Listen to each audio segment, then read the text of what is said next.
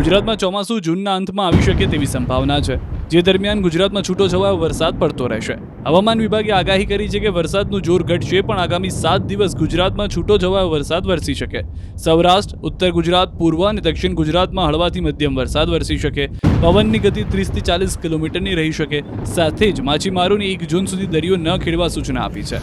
હાલ upper air circulation સક્રિય થતા વરસાદ રહેશે। અમદાવાદ અને ગાંધીનગરમાં વાદળછાયું વાતાવરણ રહી શકે।